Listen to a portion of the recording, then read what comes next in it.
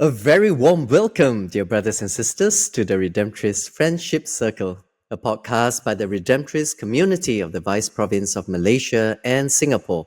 In this podcast, we try to talk about everything Redemptorist. We try to introduce you to the Redemptorists around the world and try to talk about interesting and current topics in and around the Catholic Church. I'm Terence, a Redemptorist from Malaysia, but serving here in Singapore at Novena Church. And I'm the host of this podcast. And with me is my co-host. Hi, everyone, and welcome to the Redemptorist Friendship Circle. My name is Gerard. I'm also a Redemptorist of the Vice Province of Malaysia and Singapore. And thank you for joining us today. All right. So, Gerard, I can see that you are still in the spirit of this event that you have just attended quite recently. I believe you have just Yes. came back from our first ever Alphonsian youth gathering of the Asia-Oceania. The Conference of Asia-Oceania. Asia-Oceania. Yes. That's right. How was That's it? right. Give us a little bit of a rundown of the whole Okay. event. First of all, I must say, for a person my age, it was exhausting. Okay. Yeah, All right. Yeah. it was, Any it was youth really, event is exhausting. yeah, it is really exhausting. It was long, long days. The program begins at 8, but effectively we are up by 6. Mhm. And we kind of finish at around 11:30. So by the time we get to bed, Oh my it's gosh. past midnight. So it was really very tiring. The next thing I would say for a person my age was very loud. And Okay. All right. yeah, so Yeah. they had live bands. Lots of music was being pumped out. We had all Mhm. kinds of pop songs, from Thai pop songs to Vietnamese praise and worship to Oh all kinds of wow. things that you can imagine. Mhm. So that was going on for quite a long time How as well. big was the event? How many participants were There were there? close to 400 youth who Oh, came. cool. So 100 All right. youth from other countries, from All most of the right. countries of Asia, including Mhm. 12 from Malaysia and Singapore, Yeah. and then about another 200 plus to close to 300 of youth from mostly from Sumba, a few others from other parts of Indonesia, from the local area, and also from other Mhm. parts of the island. And they had to Yeah. travel. So it was So good. It was a good number. actually, it was quite funny because I met the youth and the coordinators after they came back, and I was very excited to hear their experience. And I was asking them, how was it? And the first thing that they say, all of us fell sick. Apparently, all the youth were from Yeah, our because Malaysia and Singapore. there were two Yeah. parts of the whole gathering, of the event. Mm-hmm. The first part is that they went to Sumba and they lived in the villages with the people. Mm-hmm. Yeah. Now this can be a challenging experience for some people, no, because um, the manner of lifestyle there is very, very different from what we're Mm-hmm. used to, especially in Singapore and also in big cities in Malaysia.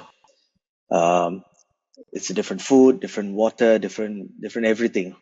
And so I think it's inevitable that some of them would have gotten a little bit ill at the start as their bodies were adapting to a new life, new food. Yeah. And then the So, second part of it was the conference that we had together. So generally everybody was under a tent for these 3 days. They go home, they go back to sleep, but you spend quite a lot of time under this tent.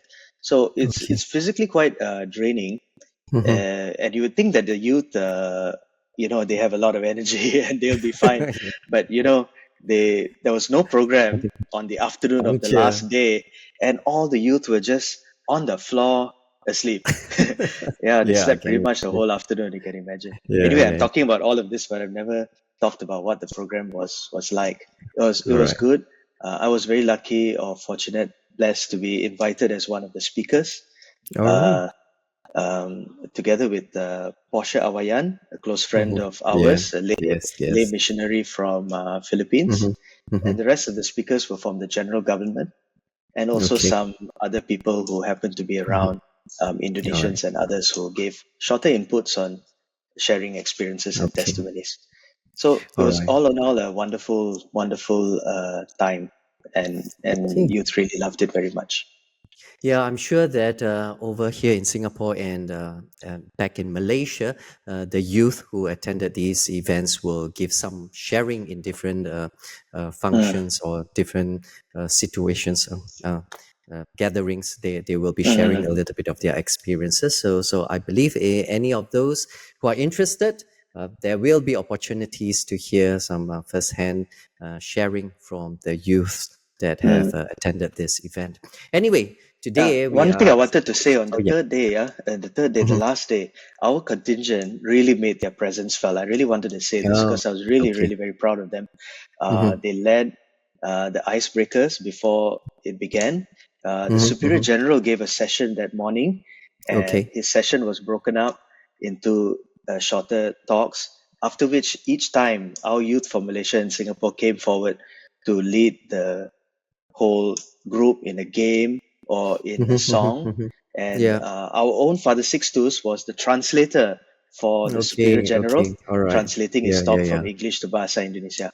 So Oh. we Okay. really had a wonderful made All our right. made All our right. presence felt that third day, and I felt very, very proud of them. Yeah. Yeah. Yeah. Yeah. Were there any videos? Yes, lots of pictures and Yeah. videos. So we hope we can Okay, share so them in maybe this if there's some podcast. videos online, we might be able to share some of the videos in the show notes. So check out our show notes. You might be able to see some of the uh, interesting highlights of this event.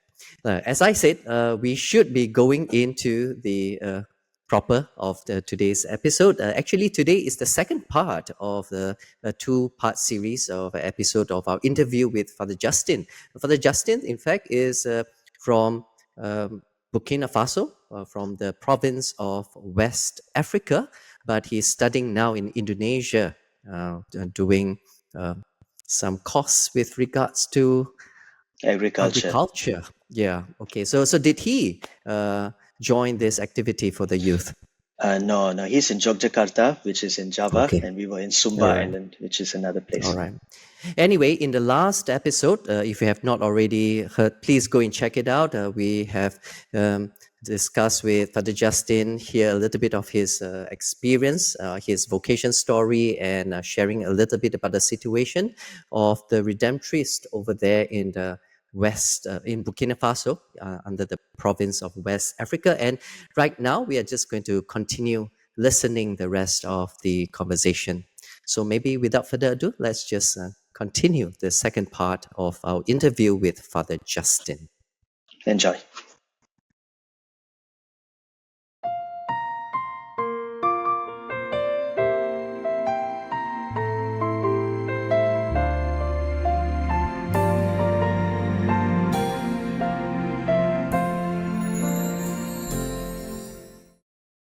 Okay, Father Justin, at this point, we might ask you a little bit about the history of the Redemptorists in Burkina Faso. Where did the first Redemptorist missionaries come from, and what did they establish in Burkina Faso when they first came? Okay, I will need to give you the general side of the evangelization of Burkina Faso, because in 2000 we celebrated the first century of evangelization of Burkina Faso. Mm, That means that this year we are now on 124 years of the our evangelization history in Burkina mm, Faso. wonderful. But I Mm, can say that this work have been entrusted to the congregation of Missionaries of Africa. We the call White them Fathers. White Fathers, yeah, Mm, exactly. But what happened is that they just started that mission at the central part of the country, a central part, and they went to the southern part and half Burkina Faso. They worked in one side, but the eastern part, they didn't take care of it up to the time Redemptorists were yeah. sent by Vatican also to Mm-hmm, do the same job than White Fathers, but they came late. This year it will be 77 years that mm-hmm, mm-hmm, they came to Burkina Faso mm, and started it from the eastern part up to Niger. Niger Okay. is at the It's on the east of Burkina Faso. yeah, It's the east border with of Niger. Burkina Faso, exactly. But now the problem is that in Burkina Faso, you can get Christian. You can get Christian. For me to say it concisely, is less difficult than Niger. Niger already Islamic country, and mostly I can say Islamic religion came to Niger maybe around 14th century. So they don't even have 1% of Christian Oh, wow. Niger. Yeah, they are all Mm, Muslim, unless people from the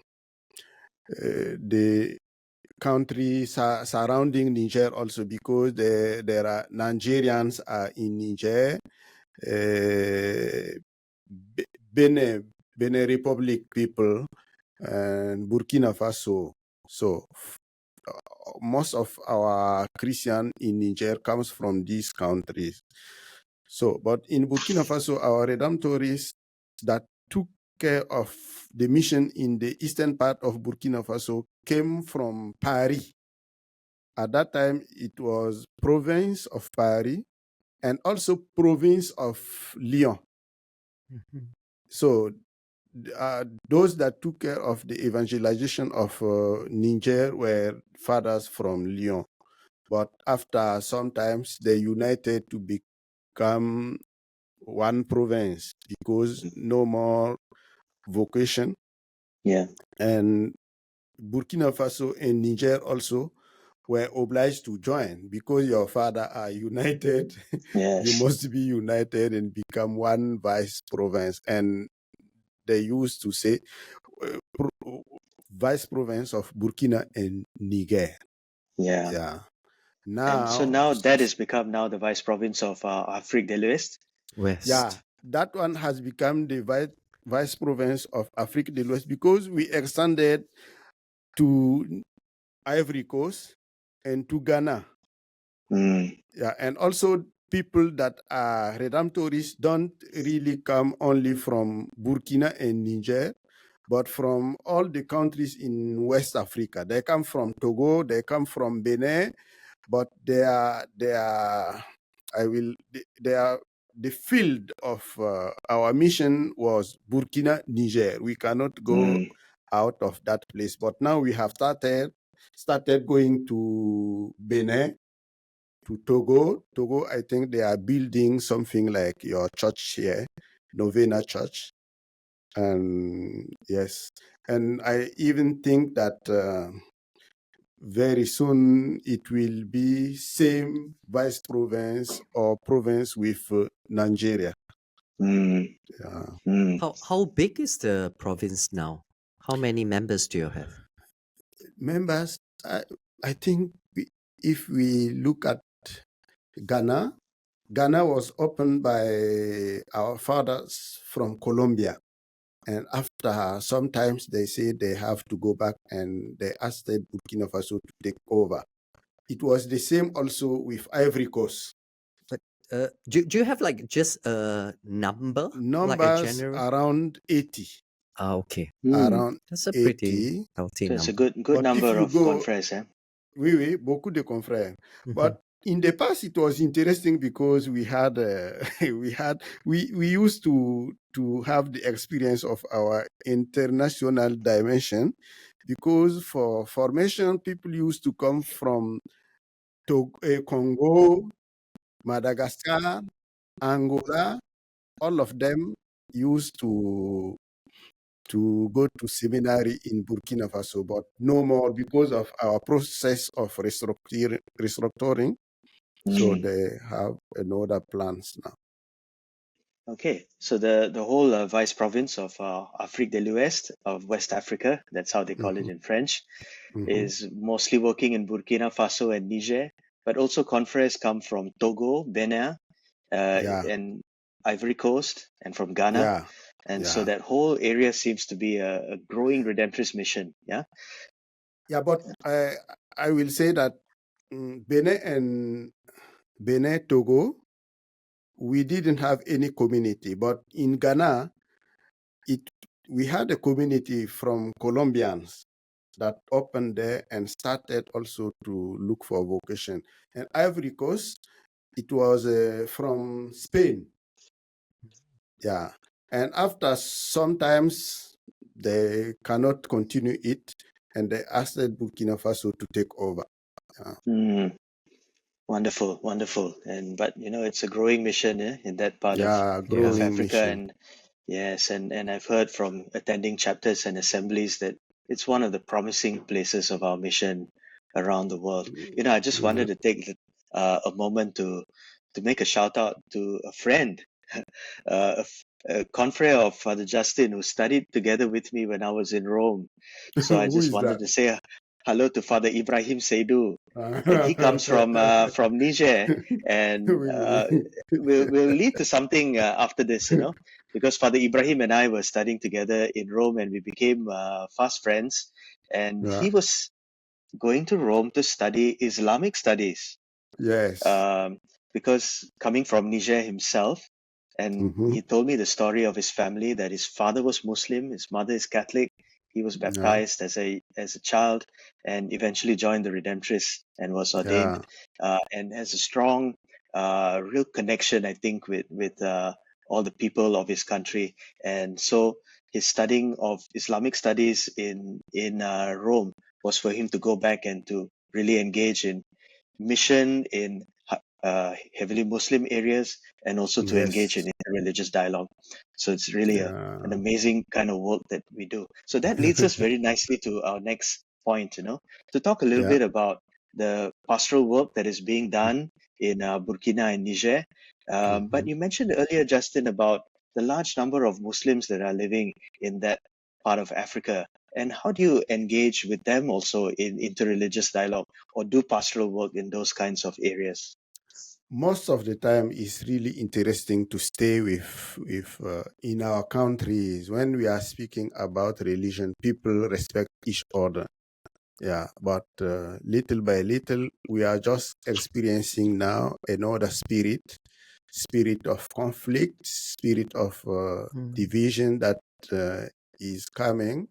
But we hope we will always triumph with that spirit of friendship that used to be the criteria of life in our countries. Most of Muslim in Niger, they are Muslim, but they respect Christian, and we try to close or to end our mission in one of our parish in Niger. The place is really difficult, and we wanted to close that mission, and the imam said, "You cannot abandon us, Mm. Mm, you must stay here." mm, But no Christian, this is the problem. If you are there, I saw one of our Colombian fathers that said, "I must go back because in Niger the cross of Christ is too heavy." mm, Too heavy because no, not really easy, but there is this kind of friendship. When you are called to leave the place, it looks like if you are really abandoning Christ with his cross also. You like to mm, stay. Yeah. mm, It's interesting anyway to have this experience with them. Do our Not confrere, hmm? just a quick question, do our confrere uh, get involved in any active uh, ministry that tries to have this kind of interreligious dialogue? Do Yeah, they do anything that's you specific? must. You Yeah. must. We are into groups that are working for how can I say, uh, pacific coexistence between Muslim and Christian and other religion. Yeah. Okay. We are even obliged to do it, and we do it very well. And people are really thankful when they see what we are doing, Mhm. because there is no need to come with this new new theory or theology that are encouraging violence, and So people don't like it. in what Yeah. form is that being done? Is it like But through just most of the time dialogue we or live together, okay? and we like I go to the mosque the day they have their celebration, like Ramadan, Hari Raya, Haji. I go with them. We Eid Fitri? say, al-Fitr. Yeah. yeah, uh, Idul Fitr. Yeah, Mm-hmm. we go to the mosque, we stay with them. I go with my rosary. They finish their prayer, and we bless each other, and we greet each Okay. other, and we go. I will send you some pictures Yeah, after great. that. Yeah. Yeah, we stay together. But in our families also, you can see the one of two brothers. One is a Christian, another one is Muslim, Mm. and the children also can choose their religion to join Catholic one, no problem. Mm. Yeah, and this was really, an eye-opening experience for me to meet Father Ibrahim from your vice province, and he Mm-hmm. telling me about his family. Yeah, His father is Muslim. He has yeah, a Muslim name, yeah, and he's ordained, and yeah, something yeah. that we don't see very often in this part of the world. It is a We have fascinating another existence. father, my novice master. All his family, he's the only Christian from his family. Mm, Father Sumaila. mm, Sumaila, only yeah. Christian of his family. Yes. So So we We wish have you some. every blessing, in this wonderful work that you're doing. And also Mm. mhm. that part of Africa is not without its tensions as well. And so I think, people of goodwill who are both Muslim and Christian really are Yeah, giving a tremendous witness, yeah, exactly. by sharing life with each other Yeah, peacefully and learning from yes, each Yeah. other, and knowing that yeah. you have a shared heritage of your culture that is Mm-hmm. that is also really important. Tell us, Father Justin, moving ahead in the years ahead, Mm-hmm. what opportunities are there for the Redemptorists to work in this part of Africa and going also beyond Burkina and Niger to the neighboring countries? What opportunities are there for pastoral work now? Pastoral, the opportunities, I can say, I hope we still have the possibility to have many priests, many young people can become redemptorists. The only problem is the cost of formation. Mhm. Mm, So it's not really easy to find means to take care of all of them. You know that yes. our fathers from France, they have gone back, or they have all of them, they have died. So Mm, we used to be supported by France. Now let me say that our countries are poor country. Not poor, but you cannot have money because all our mineral resources are taken off by these powerful countries. So people mm-hmm, are mm-hmm, still poor, and difficult for us to finance our formation. If not, the great opportunity is the availability of our young people to People. become priests. Yeah. mm, This is and now you can, Africa, it's a continent that is coming to be the youngest, full of young people. So mm-hmm, they will need to have schools and mm, also hospital. I can say that all these okay. areas are open for us. if we want. In the past, no, because our fathers, they didn't want to think about it, because their mission mandate from Vatican is first evangelization. No school, not they open one or two schools, but now we are trying to open some schools. In Okay. recent years, there has been this word that is being used more and more often called reverse missionary. So we used to have all the European countries that send out missionaries to other Yeah, places, to Africa, to Asia.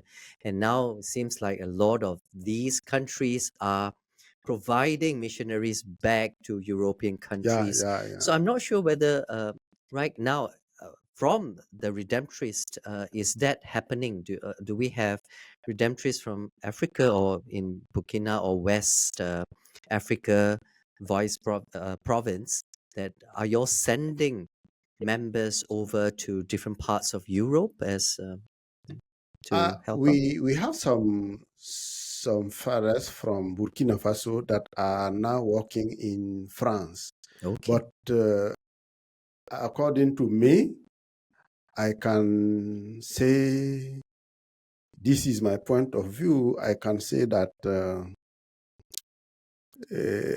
at the level of our congregation, they were not really interested about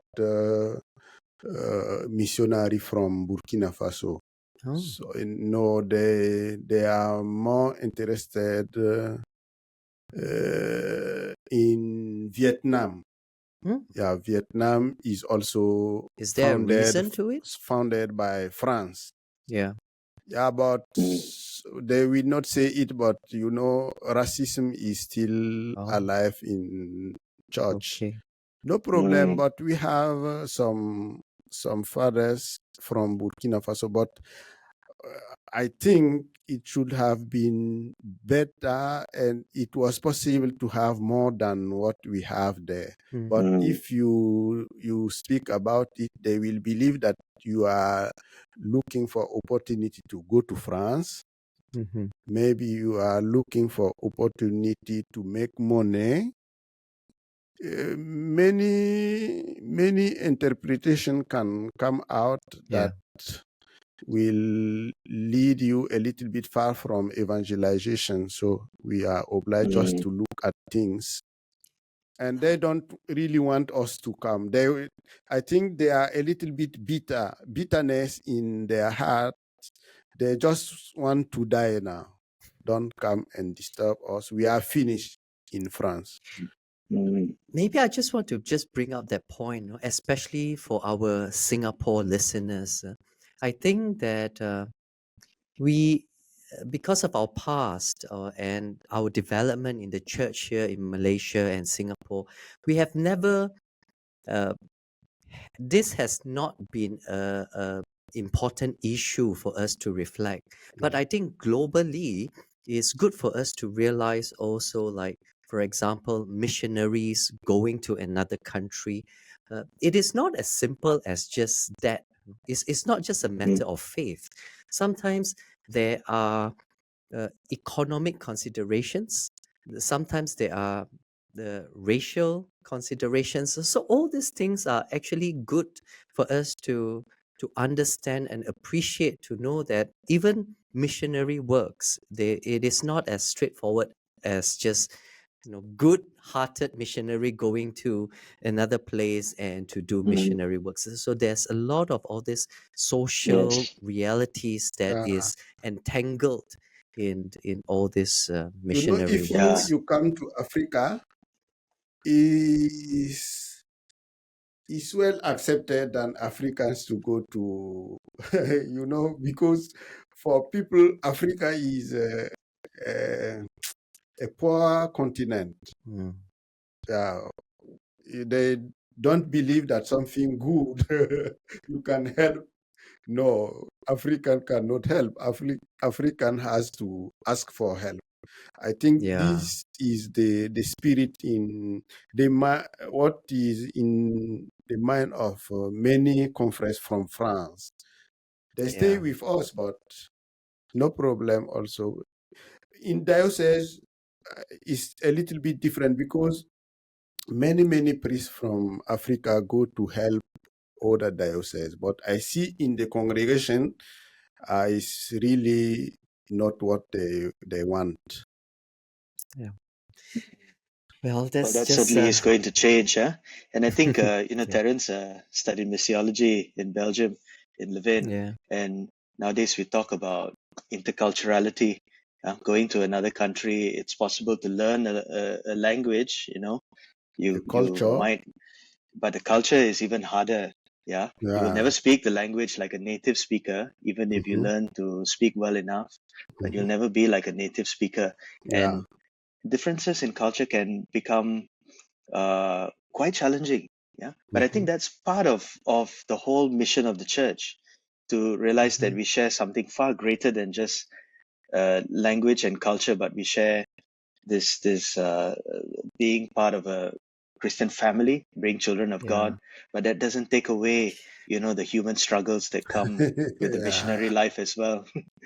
I I also I mean from at least from my point of view, I always feel that it is more important for us to realize our own biases in realities like this. For example, like I say, in Singapore we don't really have that much issue, but if when it happens, how do we actually uh, deal with, for example, foreign priests coming to Singapore? I'm actually a foreign Mm. priest, but of course, because I can speak like a Singaporean, and maybe if people don't ask, I don't say, maybe it's still easy. Well, for But for Malaysians, example, there's so much of similarity in the culture. You're only exactly. 2 hours away from us, so Yeah, where you but come from. how do we uh, what is our attitudes towards, for example, priests coming from India, priests coming from other place, coming from China? So sometimes we don't think about it, but actually, if you bring it out as a reality, as an issue for us to reflect, then maybe we will realize that even here we have certain biases. We might not be welcoming all these priests equally. We have our biases. It's just that the reality is not strong enough for us to always realize that this is happening in our brain. So yeah, for my background, for my study background, these are things that I am interested in. It is Mm. important for us to realize, for us to grow as a person and also as a believer and as a church. So that, yeah, these are things for us to Okay, take and note and of. maybe actually we've opened up another kind of discussion that may become a Mm, topic of a later yeah. podcast as well, talking Mm-hmm, about the intercultural aspects of mission and how mm-hmm, we do that. So maybe I'll just start to round up our discussion for today. yeah. And wonderfully here we have three Redemptorists who come from three different countries, and not only that, but from our own very particular cultural backgrounds as well. We Yeah. have Justin from Burkina Faso, Terence from Malaysia, and myself, a Singaporean. And this is our Redemptorist family. We are found in so many different parts of the world, and the members of our congregation come from so many different places. And for some who are watching, this might be a great attraction, to want to be part of a religious congregation and family that is so international and gives us a chance to meet people from different parts of the world, to broaden our minds, and maybe even to experience mission in another place. So maybe as we go off, Father Justin, if do you have any words that you would like to share with young people who may be watching, who might be considering a missionary vocation? What would you say to them? I will tell them that it's a beautiful story to start and to experience, because I can say anytime I go to a place, I feel at home and I don't want to go back. Yeah. And I want to say that it's a very exciting experience to have. Like if I go to I went to Kenya, and Father Topo from India was there to to welcome us. It was really interesting because we had a little incident. When we got to the airport, we saw somebody that came from the center where we had to go for our formation. The name is Korat. We saw Korat, and so we just entered in this car. Meanwhile, Father Topo also has come to pick us at the airport. He didn't see us, and he spent the whole night there Oh my goodness. dear. looking for his brothers. Oh Oh dear. dear. My brothers have Yeah. come from Burkina Faso. I am looking for them. Where are they? So, Yeah. yeah, And and so people for those ask people him, who are they Indians? He said no. yeah. So if They you want to are, join the Redemptorists, be prepared for all these kinds of crazy things that happen. yeah, Yeah. We've all been exactly. through them before. Yeah. So if you Yeah. like a little bit of adventure in your life, huh? And as Yes. Father Justin said, it's a wonderful life for those people Yeah. who feel Yeah. as if you're attracted to see something different from what any of your friends will ever see or experience in their life. This Yeah. is a wonderful You opportunity. also need to be strong because when you go Mm, to a new place, it's not easy at the beginning also. Yeah. Myself, when I am going, I go with fear, but at the end of the day, I will find that there is no need to be, I don't know how to say. We no just need to go be in afraid. peace because Yeah. people there are really your brothers and they will True. welcome you and help you. Yeah. And so It's that's our it's word to nice to those be who a are the listeners. redemptorist. Do not be Mm. afraid. We will welcome you and we will help you. Yeah, So we look forward to hear exactly. from lots of Redemptorists people. love to party together, especially when we get people from different places. They went to Absolutely. Ghana and gave the name to that beer. You know, Star. There is a beer called Star. And Redemptorists from many places, they met there and said, no, Star means stay together as Redemptorists. Oh wow. S is And stay, T yeah. together, As A as redemption. R Redemptorists. Stay together as Okay. Redemptorists. And they also drinking the beer at the same time. They like it. Yeah. Yeah. They Okay, like it too wonderful. much. Okay. In fact, right now here in our community, we have a conference from Indonesia, Yeah, from Thailand, from India. So Justin from yeah, Africa, from yeah, Malaysia, from Singapore, and yeah. tonight we are all going out and we're gonna party. And I'm sure that Yeah, we're all gonna have some good time. Yeah. I always yeah, love looking forward to things like that. Okay. yeah. And so that's something we can look forward to tonight. I am certainly looking forward to that in a couple of hours' time. Yep. Yeah, Okay. very Father Justin, thank you interesting. so much for your time. Thank you for Thank being with you. us. Thank you for spending Thank this time you. in Singapore. We wish you every Yes. blessing for your studies in Thank Indonesia. It's you. very interesting, and we pray that whatever you learn from this course, you will bring back and share with the people in Burkina Faso, the people in your own land. And Thank be you. assured of our prayers too for the Vice Province of Afrique de l'Ouest. I know it's a Mhm. growing place, and we really want the Yeah. mission to thrive there. And we hope that Okay. more and more our Vice Province here can have more and more connection with Yes, your unit and the units of Africa. I hope so. Hmm. So Gerard, just in case one day this podcast have grown well enough, maybe we should Mhm. bring this podcast on the road and start going to all these countries and have our podcast recording over there. I'm just Okay. dreaming. Okay. Okay, I want to Anyway. apologize also because of my English. You know, I went That's- to Nigeria. I stayed for my pastoral year there and learned English, but already 20 years ago, so I have forgotten everything. When you speak, I understand, but when I want to reply, I am looking for my vocabulary that I does think not come, and I am mixing. Yeah, so forgive me for that. no. No, I I think will you spoke try very to. well. you spoke All of very us well. understood Yeah, exactly what you were we can saying. understand what you're saying. Je dois Yes. pratiquer mon français. Yeah, Voilà, il this is faut Oui. what. C'est vraiment pratiquer. on finit Yeah. en français.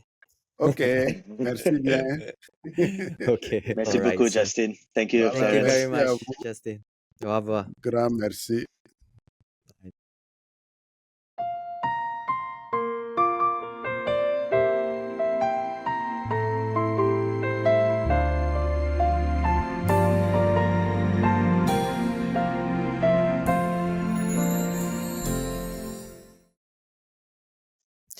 All right, welcome back. And that was our second part of the interview with Father Justin. So, Gerard, after hearing this interview, you were actually in the interview. What Mhm. actually struck you in this part of the conversation with Justin? Well, I think number of things that he was talking about really speak of changes that are going on in our church in Mm-hmm, the world today, and it refers to something people may refer to as reverse mission, where in mm-hmm. the Oh, yeah. past the missionary sending countries, Mm-hmm, which were mm-hmm, very much from the west, came to the east and to the south of the globe, and mm-hmm, there they preached the gospel and converted the people. So in Singapore and Malaysia, many priests were from the MEP, yeah, the Paris Foreign Mission Society, and they came from France to Singapore and Malaysia, established the church here. And now, from what Justin is saying, the reverse is now happening, where there are yeah. a large number of priests from Africa, for example, working in France. And I had that Mm-hmm, experience as well in the United States. When I joined the Archdiocese of San Antonio for the Chrism Mass, uh, I suddenly got a lot of attention being a new person being there. And yeah. most of the attention came from the priests who were from India. And there are Uh, 38 priests mm-hmm, from India working in the Archdiocese of San Antonio, and that's mm-hmm, close to 10% of the clergy. mm-hmm. Yeah, Yeah. that's Oh my pretty gosh. incredible. Yeah. Yeah, Yeah. I was living with my sister as well in Albuquerque, and their Mm-hmm, parish is just down the road, and the priest there is from Nigeria. So this is a very common thing that is happening in the yeah. West these Mm. days.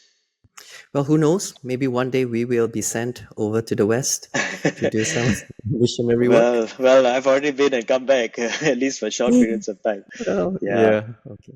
Well, another Anyway. thing Hmm. was that and just to hand over to you on this point, I was very happy to speak to somebody because I remember my good friend Father Ibrahim from Rome Yeah. Well, and yeah. his own story about studying in Rome and doing Islamic studies, and I hope he's doing well with his mission, especially with Mhm. interreligious dialogue, which is such a key part of the church's mission today. Yeah, did you want to Yeah. say something about that? Yeah, talking about interreligious dialogue. So I was very much reflecting real seriously when Justin was talking about how in Burkina Faso the Redemptorists are working in areas that is almost 100% Muslim population, and they are doing really good work.